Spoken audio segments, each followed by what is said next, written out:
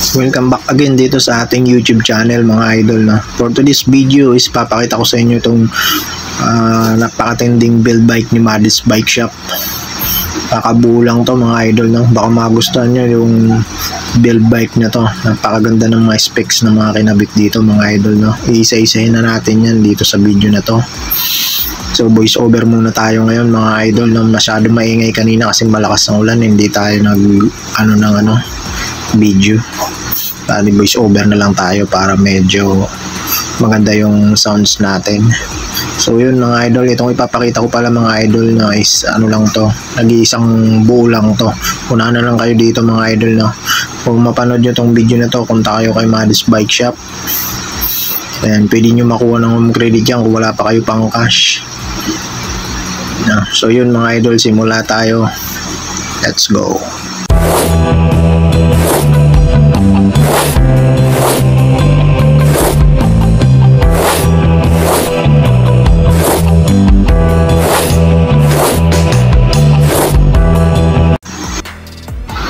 Ang frame na ginamit dyan is Mountain Peak Everest large frame po yan mga idol, pero kung gusto nyo mag-request ng medium, I think meron po yan mga idol, request lang po kayo.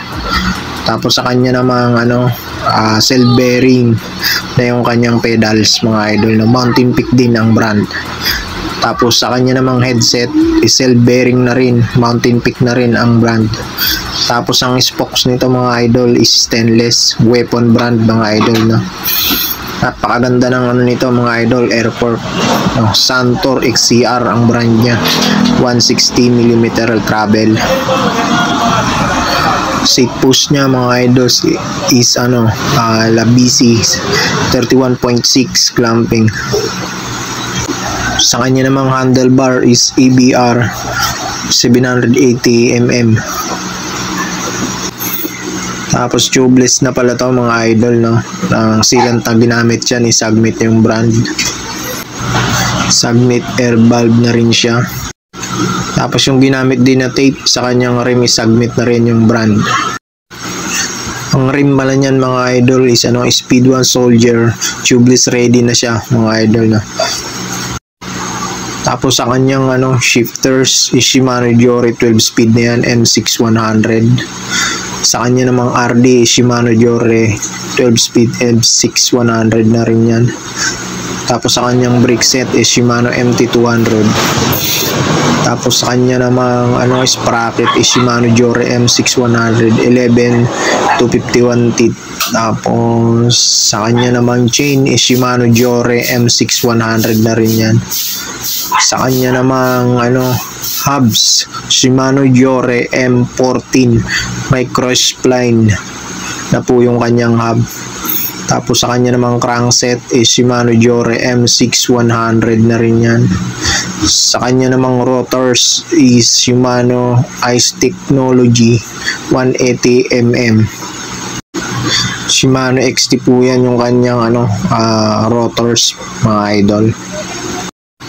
Sa kanya namang button bracket is Shimano na rin yan.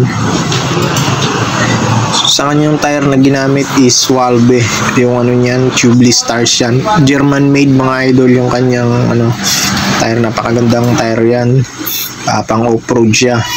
Ayan, nakita nyo yung mga knob ng niyan, tire niya. Ayan, pang off-road talaga siya mga idol. Sa kanyang saddle is Heroic yung brand niyan mga idol Ayan, loaded na loaded sa specs yan mga idol. Tapos pwede nyo makuha ng home credit yan kay Maddie's Bike Shop. Marami palang marami pa yung previous yan nakasama mga idol, na meron helmet, jersey, battle cage, chain guard, rear light, tsaka Maddie's limited decals. Pre-delivery yan mga idol basta dito lang sa Metro Manila. So yan, pinaka-price pala niyan mga idol is 47,000. Kung may pang down payment kayo, pwede nyo makuha yan via home credit. Tapos kung may credit card kayo, pwede rin.